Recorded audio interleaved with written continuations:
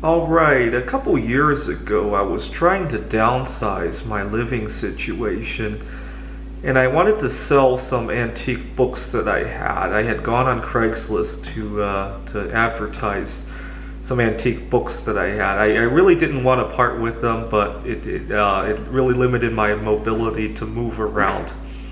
I was taking another job in another part of town, and I didn't have a car at the time. So I had posted the ad on Craigslist and I had met up with the buyer. You know, it's kind of funny now thinking back at it, now that we live in the COVID society, to think about a time when we could actually shake hands and to look at books and to actually pick up a book at a stranger's home. It just seems so weird now. But anyways, now that I relate back to the story, the buyer had come to my apartment to look at the books. And he made an offer of some amount of money for a number of books that he had chosen. And in my mind, I wanted to know individually how, let's say he offered, I can't remember the exact numbers, let's say he offered $200 for 7 books, right? In my mind, I was thinking, well, how much for each one of those? Because I might not want to sell some of them if he was putting a greater amount of value for one and not so much for the other. And I asked a few questions to try to find that out.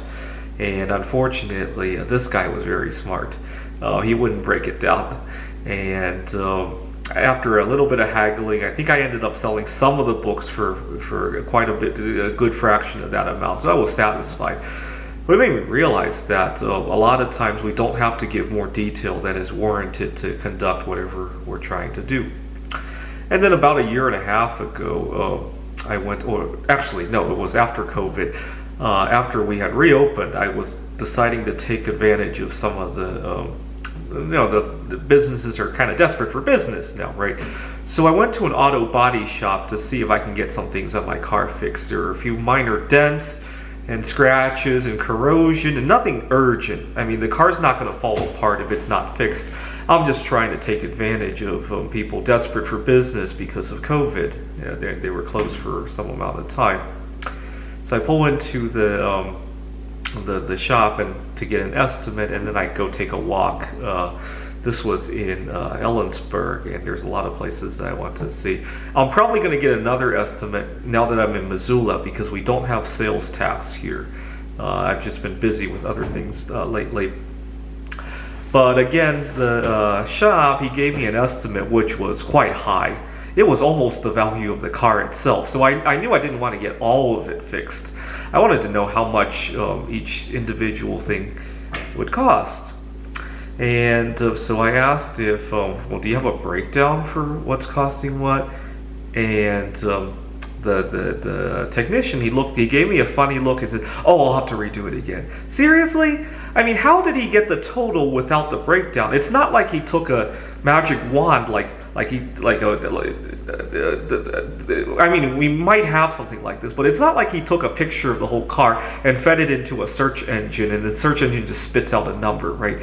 I doubt that technology exists today. I mean, we might be close to it, we might have the capability of doing that, but I doubt that's what he did. He probably had other numbers that he came up, okay, this corrosion was that much, that dent is how much, and he added it together, right? What happened to his raw work, right? I think he's just playing a game to try to stall me and try to get me to change my mind about that.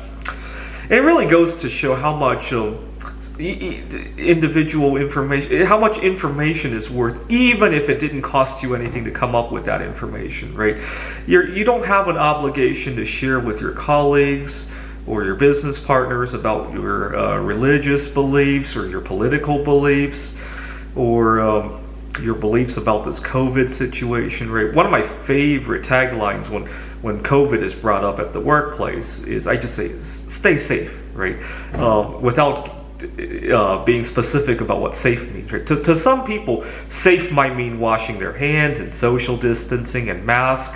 For other people, it might mean go out and party so that they can keep themselves sane and not commit suicide, right? I'll let people decide what that safe means, right? That's why I love the word safe, right? It doesn't have to have a side to it, right? Because just turning on the news, we can see everybody interprets that safe very differently, right? That's why there's always a lot of a lot of angry voices on the screen, right? People saying that, wow, these young adults are going out on the beaches, and then there's people in their 60s and 70s who are worried about social distancing. See, I don't have to get involved in that. It's just stay safe, right? Or make sure to get to go vote, right, without having to specify who we're voting for, right? Anyways, information can be worth a lot of value in the right hands, so be careful about what you share.